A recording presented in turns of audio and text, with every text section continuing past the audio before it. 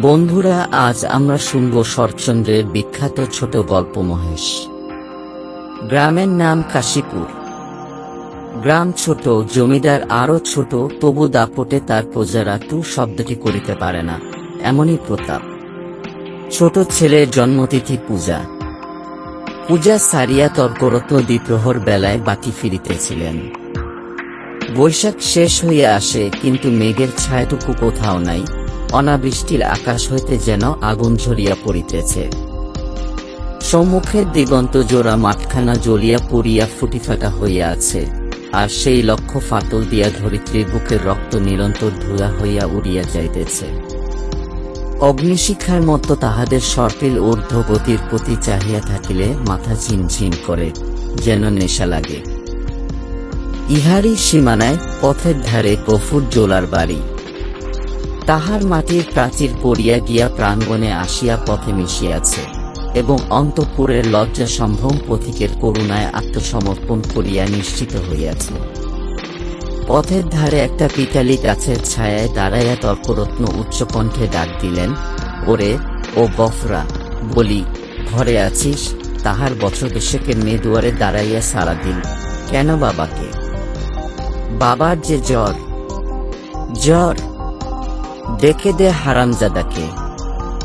পাষণ্ড ম্লেচ্ছ হাত ডাকে গফুর মিয়া ঘর হইতে বাহির হইয়া জ্বরে কাঁপিতে কাঁপিতে কাছে আসিয়া দাঁড়াইল।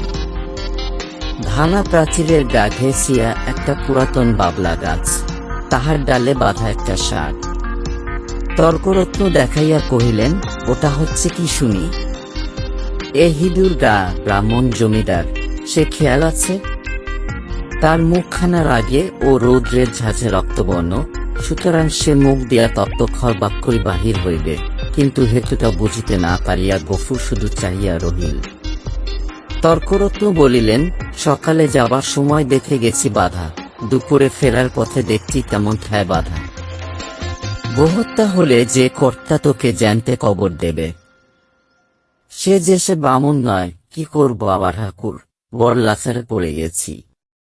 কদিন থেকে গায়ে জ্বর, দড়ি ধরে যে দুঃখটো খাইয়ে আনবো, তা মাথা ঘুরে পড়ে যাই।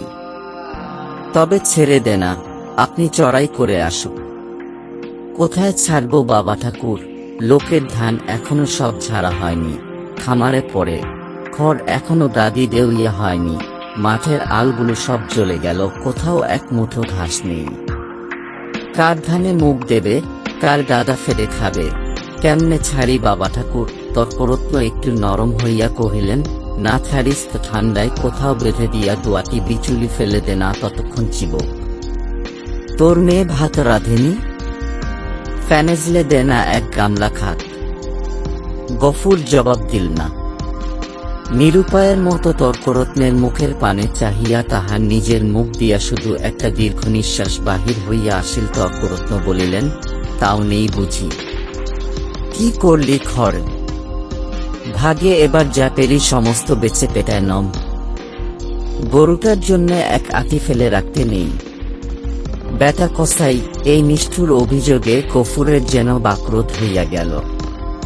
ক্ষণেক পরে ধীরে ধীরে কহিল, কাহনখানেক খড় এবার ভাগে পেয়েছিলাম, কিন্তু গেলসনের বকেয়া বলে কর্তামশায় সব ধরে রাখলেন।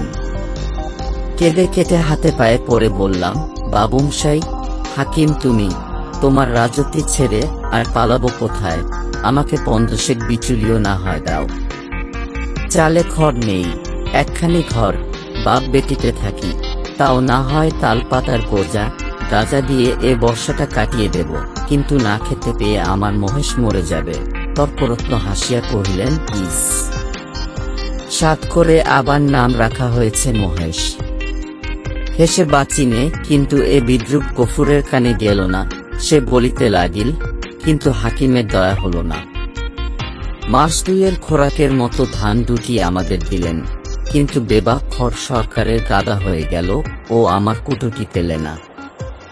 বলিতে বলিতে কণ্ঠস্বর তাহার অশ্রুভারে ভারী হইয়া উঠিল। কিন্তু তর্করত্নের তাহাতে করুণার উদয় হইল না। কহিলেন, আচ্ছা মানুষ তো তুই, খেয়ে রেখেছিস, দিবি নে। জমিদার কি তোকে ঘর থেকে খাওয়াবে নাকি? তোরা তো রামরাজত্বে বাস করিস, ছোট লোক কিনা, তাই তার নিন্দে করে মরিস। গফুর লজ্জিত হইয়া বলিল, নিন্দে করব কেন বাবা ঠাকুর, নিন্দে তার আমরা করিনে, কিন্তু কোথা থেকে দিই বলো তো? বিঘে চারেক জমি ভাগে করি, কিন্তু উপরি উপরি দূষণ অজন্মা, মাঠের ধান মাঠে শুকিয়ে গেল, বাপ মেয়েতে দুবেলা দুটো পেট ভরে খেতে পর্যন্ত পাইনি। ঘরের পানে চেয়ে দেখ বৃষ্টি বাদলে মেয়েটিকে নিয়ে কোণে বসে রাত কাটাই, পা ছড়িয়ে শোবার ঠাঁই মেলে না। মহেশকে একটিবার তাকিয়ে দেখ, পাঁচরা বোনা যাচ্ছে, দাও না ঠাকুর মশাই, কাহন দুই ধার, গরুটাকে দুদিন পেট পুরে খেতে দিই বলিতে। বলিতেই সে ধপ করিয়া ব্রাহ্মণের পায়ের কাছে বসিয়া পড়িল। তর্করত্ন তীরবৎ দুপা পিছাইয়া গিয়া কহিলেন, আমর ছুঁয়ে ফেলবি নাকি? না বাবা ঠাকুর, ছোপ কেন ছোপ না, কিন্তু দাও এবার আমাকে কাহান দুই খড়। তোমার চার চারটে গাদা সেদিন দেখে এসেছি, এ কোটি দিলে তুমি টেরও পাবে না। আমরা না খেয়ে মরি, খেতি নেই, কিন্তু ও আমার অবলা জীব, কথা বলতে পারে না, শুধু চেয়ে থাকে, আর চোখ দিয়ে জল পড়ে। তর্করত্ন কহিল, ধার নিবি, শুধবি কি করে শুনি?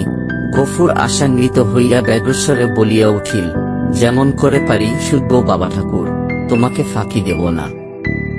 তর্করত্ন মুখে এক প্রকার শব্দ করিয়া গফুরের ব্যাকুল কণ্ঠের অনুকরণ করিয়া কহিলেন, ফাঁকি দেব না, যেমন করে পারি শুধবো।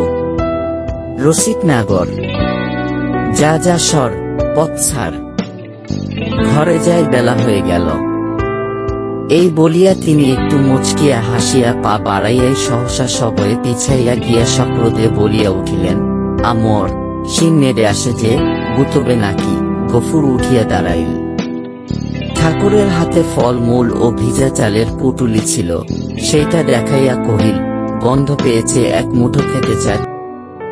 তা বটে, যেমন চাষা তার তেমনি বল, খড় জোটে না, চাল কলা খাওয়া চাই, মেনে পথ থেকে সরিয়ে বাদ। যে শিং কোনদিন দেখছি কাকে খুন করবে। এই বলিয়া তর্করত্ন পাশ কাটাইয়া হন হন করিয়া চলিয়া গেলেন।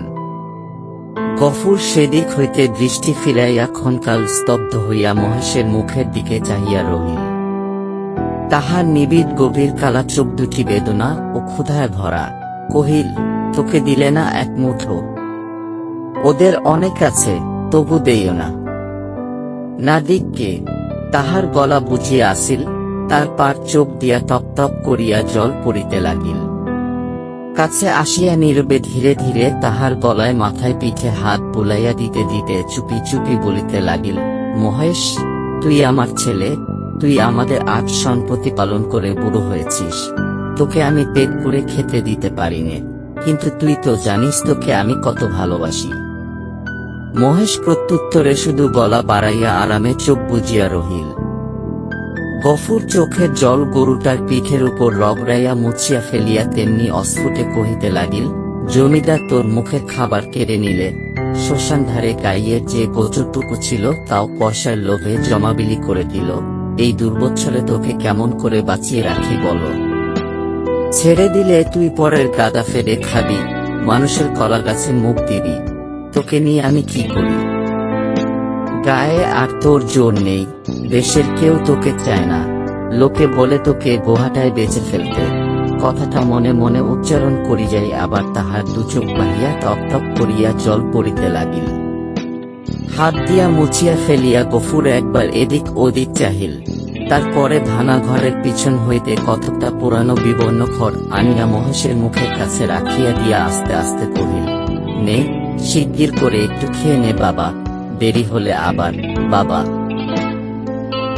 কেন মা? ভাত খাবে এসো, বলিয়া আমিনা ঘর হইতে দুয়ারে আসিয়া দাঁড়াইল।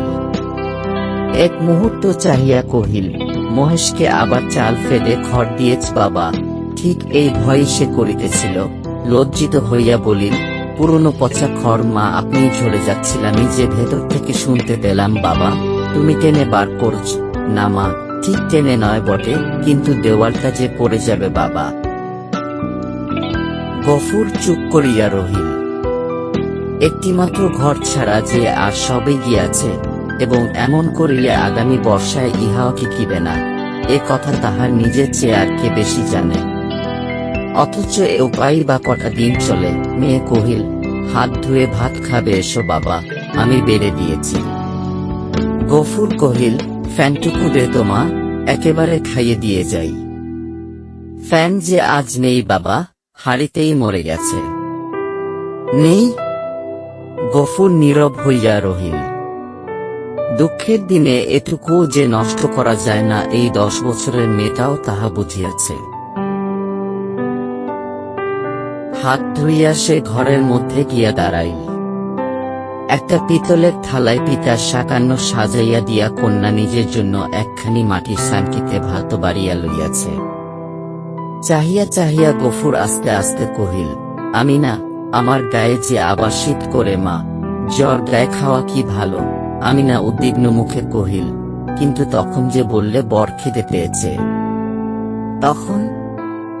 তখন হয়তো জোর ছিল না মা, তুলে তুলে রেখে দি, সাঁঝের বেলা খেয়েও। গফুর মাথা নাড়িয়া বলিল, কিন্তু ঠান্ডা ভাত খেলে যে অসুখ বাড়বে আমিনা। আমিনা কহিল, তবে? গফুর কত কি যেন চিন্তা করিয়া হঠাৎ এই সমস্যার মীমাংসা করিয়া ফেলিল। কহিল, এক কাজ কর না মা, মহেশকে না হয় ধরে দিয়ে আয়। তখন রাতের বেলা আমাকে এক মুঠো ফুটিয়ে দিতে পারবি না আমিনা? প্রত্যুত্তরে আমিনা মুখ তুলিয়া ক্ষণকাল চুপ করিয়া পিতার মুখের প্রতি চাহিয়া রহিল। তারপরে মাথা নিচু করিয়া ধীরে ধীরে ঘাড় নাড়িয়া কহিল, পারব বাবা। গফুরের মুখ রাঙা হইয়া উঠিল। পিতা ও কন্যার মাঝ খানে এই যে একটুখানি ছলনার অভিনয় হইয়া গেল, তাহা এই দুটি প্রাণী ছাড়া আরো একজন বোধ করি অন্তরিক্ষে থাকিয়া লক্ষ্য করিলেন।